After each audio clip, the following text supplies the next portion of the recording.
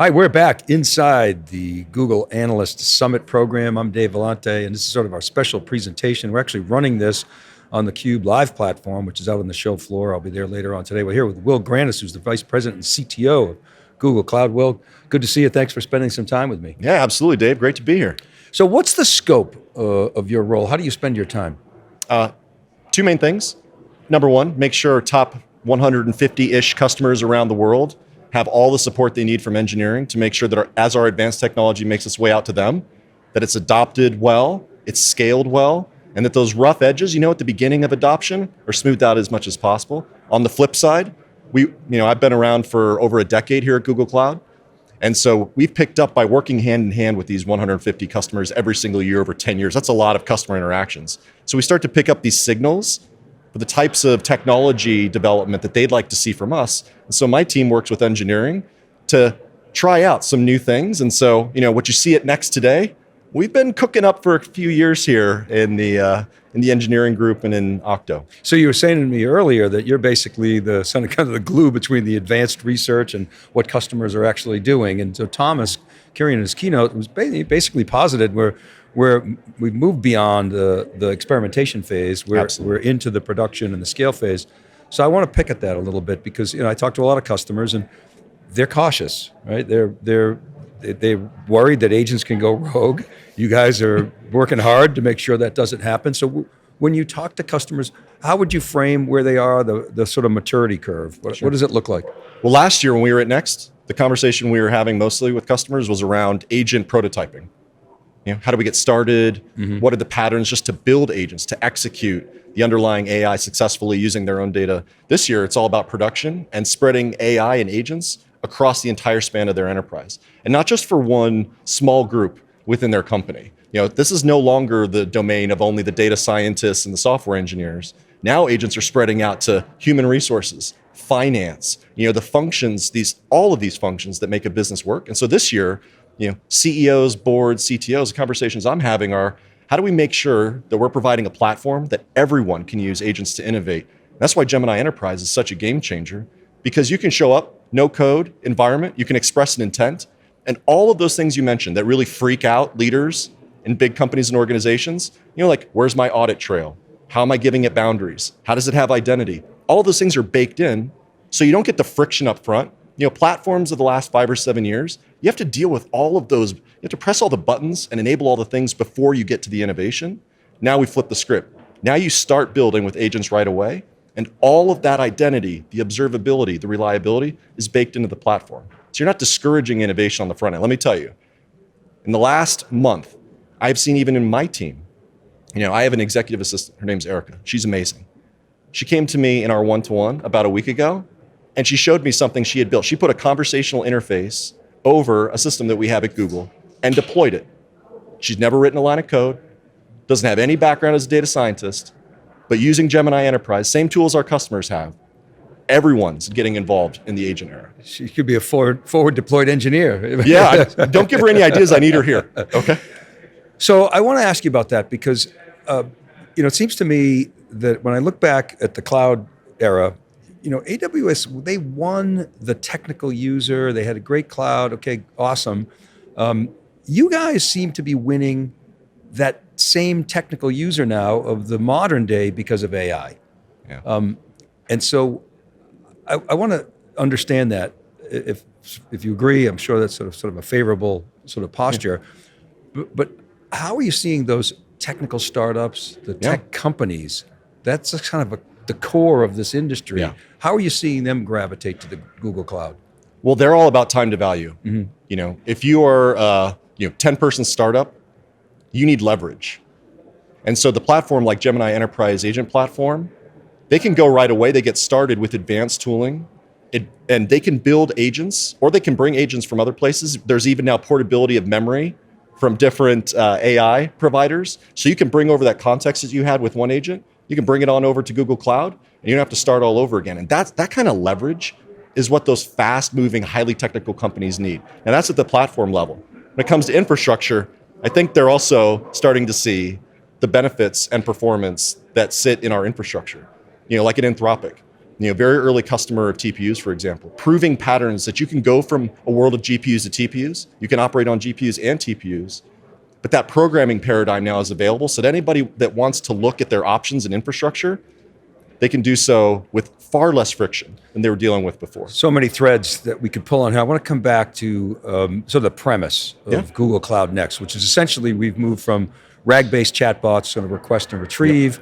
Obviously, reasoning, was in there, but now, it's a totally new game. It's agents that take action. You guys are calling it system of action. We call it system of agency. Pretty much the same thing, different words. The premise that Google's putting forth is it necessitates an entirely new infrastructure and essentially software stack that is tightly integrated. So explain how Google transitioned from essentially what was a kind of virtualized cloud back in the day, scale out, to this new era. How did you get from point A to point B, how'd you change the engine in mid-flight, essentially? Well, so first of all, that enabling agentic execution over long time horizons or kind of multitask workflows, that requires a lot of advanced capabilities that are just now available to users and customers. So for example, think about memory. Memory is super important so that you don't have to start these agents. Every time an agent executes, it should have the state from the last time that somebody tried to do something. You can do that through memory. You can also codify skills, another new capability within the platform. So let's say you're doing something over and over again in an organization. Let's say like checking in code or doing code review. You can get skills that instruct the agent how to do this at runtime that's much more efficient than trying to figure out how to prompt it. And that information is available on demand in a central registry that everybody can use. So, in a lot of ways, we're utilizing techniques that we've used over cloud before, which is like model garden. If there are models that work better, you want those in a place that is visible. You want to be able to utilize those models, pull them into your workflow.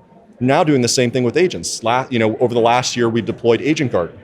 So someone in your organization builds an agent that works really well. You want to be able to discover it. You want to be able to use it for yourself. Well, now we're even getting into skills, these very atomic execution actions that agents can take. And oh, by the way, by turning them into skills and putting them in at runtime, we're decreasing the amount of tokens and the amount of extra thinking that these models are doing. So we're also baking in efficiencies. That's all, you talked about this kind of new long-running agent paradigm. There's a lot of stuff under the hood that makes that work. Now, in terms of cloud evolution, I'm here to tell you that for the decade plus I've been at Google, this is nothing new. Full stack AI R&D is Google's core. You start at the processor level, we're on 8th generation tensor processing units. So we've been at this for a decade, nothing new. You go up to the platform level. Google Cloud started from a premise of being the most open, most available cloud. And we were the first to deploy capabilities. Remember Anthos? Of course, yeah. Right?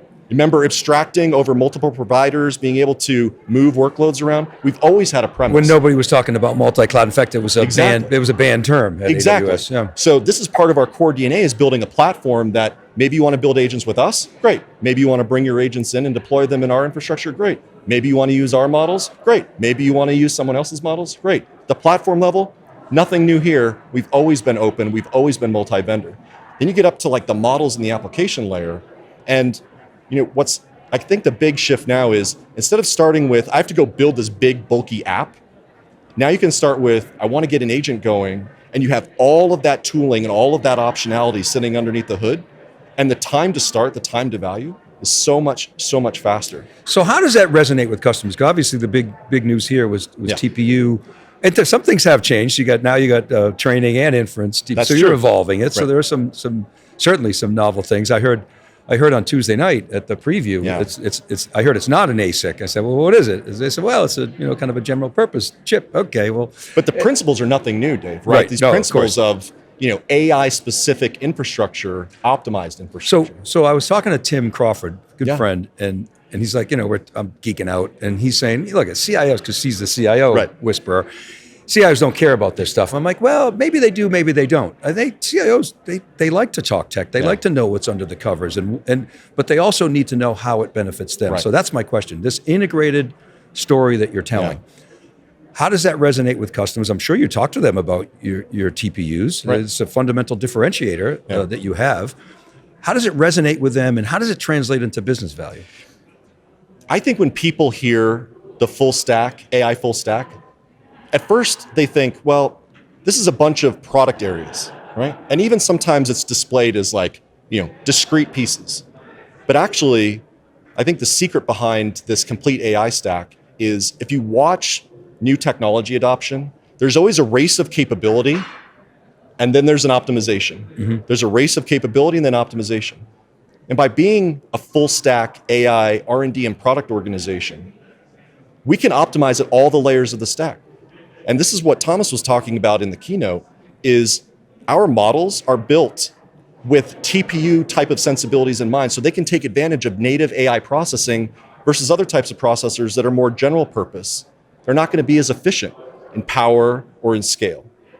And oh, by the way, the models then feed the agents. And because the models are already optimized against the hardware, now they're going to run more efficiently. And now we start to introduce skills, which is a new pattern. And bringing skills and making them available in Google Cloud means you don't have to spend as many tokens, trying to figure out the right way to do things. And you can guide with context from your own organization the best practices, and you can find your end state more efficiently. And just keep going up the stack. So the way I think about it is, this full stack of AI, we're building in those optimizations that CIOs always want, but in the past, it feels like they accrete a whole bunch of technical debt and cost debt, and then they have to, how many times have you heard a CIO tell you, the CEO told me 50% out this year, yeah. Or the CFO, you don't have to wait with Google Cloud to take those numbers out at the end. We're giving you efficiency while we go, because we are involved in primarily in R&D and delivery, models, infrastructure, platform, agents, the whole thing. I want to ask you about key use cases.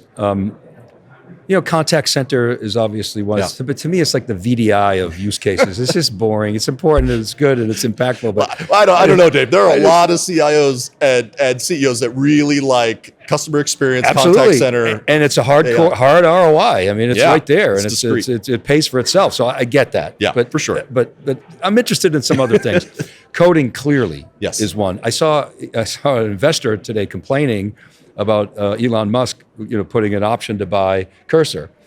And I was thinking, well, if you're going to be a frontier model, you better have a coding agent. Yeah. So I want to ask you about that and Google's philosophy juxtaposed to say what I see coming out of Anthropic and OpenAI. It's like this kind of shiny thing on the side. It seems like, and I know there were some acquisitions involved with Windsurf, et cetera, but it seems like your coding philosophy is threaded throughout. And I wonder if you could put a finer point on that, because I don't think I fully understand it, but maybe you could help us understand how you differentiate from sort of the other frontier models. Yeah. Well, so first off, we want to make sure that if you want to build, you can do that in any surface. Because we don't think it's just, your builders aren't just in an IDE. They're not just in VS Code. They're also not just in a CLI. They also want to be in this kind of top of the stack, no code, low code environment. And so what you've seen this week is our opinionated view that it doesn't matter if you're a hardcore developer and you like your tool chain and you like VS Code and you like that surface, there's a path for you, and we make the best models available in that surface. If you like the CLI, you've got that too. If you want maybe more of a platform where you want to switch between models depending on the workload, the agent, in Gemini Enterprise Agent Platform, Claude's latest models are there. Our latest models are there. You even have GPT OSS available in our platform, so open source from OpenAI. And then you kind of move up the stack. You say, if you just want to get started and you don't want to have to worry about this, and oh, by the way, this is the future, where you don't care what model you're using, you want a conclusion, you want an execution against an objective, and you want that done the best that it can be. You just go to Gemini Enterprise, and it doesn't say, please pick your model before you get started, before you start coding. Mm-hmm. Just say, I want to build. And you can do that in a studio version, which is more of like a canvas and a declarative mode. Or you can dive right into a more, coding, kind of traditional coding experience, but you can do that right from the front end. So coding everywhere, building everywhere. There's no like them and us anymore. But again, I think that's, just to put a finer point on it, that is a different philosophy than the way that most frontier models are going to market, which is, hey, here's a codex or a separate sort of component. It's just there. Right. Okay. And if you think about the path of intelligence, if what we're really, in the long arc of things, if where we're really headed is, some form of AGI, what that looks like is it looks like an interface that just helps you get done the work that you need to get done. It doesn't matter if you're doing document synthesis, if you're doing coding, you're trying to, analyze a piece of content, it doesn't matter. And so the architecture is naturally going to gravitate to kind of a router on the top and specialized models underneath. But why would we surface all of that complexity to users, right? So if you look at the path that we're taking is, if customers want to choose specific models for specific tasks, they can absolutely do that. If they'd rather just get work done, then they can start in Gemini Enterprise and they can code right away, but they can also do a whole bunch of other things. Because why should you have to have a coding-only model? Why should you have a coding-only experience? You mentioned AGI. We coined a term over a year ago now, enterprise AGI. And the thinking was there's a North Star where organizations want to have essentially a digital twin, a real-time representation of their enterprise, people, places, things, activities. The knowledge catalog is a step in that direction. The choice of the term catalog to me intimates that, okay, there's a V1, because we need more than a catalog. We need essentially an application platform that can consume more than, metadata. It's got to have application logic and the like. And so I wonder if you could comment on that. Is that where you're headed? Is that the sort of North Star of where you will go with essentially this data platform? It is. And, our belief is it doesn't matter where your data is located. Doesn't matter what form it's in. It's on us to build the tooling that allows connections to that data, even computation on that data where it exists. I mean, if you go back 5 or 6 years, Dave, we've had this product line called Omni for quite a while. Yes, so Omni Spanner I heard today in one of the breakouts. So, I was asking where is it, and I was excited to see you guys are doubling down on it. And this is core DNA, which says if your organization needs to compute on the data where it's at and just bring results back, we've now enabled you to do that. Mm-hmm. We can push computation to the edge and then return results. And it's that type of mentality of, if the data needs to stay where it's at, great. We're going to make sure that you can access it. We're going to make sure it can be ingested into other pipelines if needed, or we can just compute where it's at. So what you saw in Knowledge Catalog today, I think you also should take in and put that next to some of the other announcements we made, which allows us to, as you store data, it's automatically enriched with metadata. It's automatically transformed to be usable by graphs or by AI inside your organization. Because that's another, data engineering, as you know, right? About 80%. Oh yeah, it's wrestling with data. Right? Yeah. So the more we can do things on inbound, so when it's stored, it's automatically formatted in a way that can be available to AI and to agents. That's our philosophy, and that's what you saw behind the product launches. Well, I can tell you're excited. I'm excited. 11 years, and you've probably never been more excited.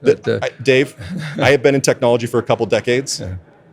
This is by far the most exciting phase in my career of technology dislocation, because it's opening up innovation to everyone.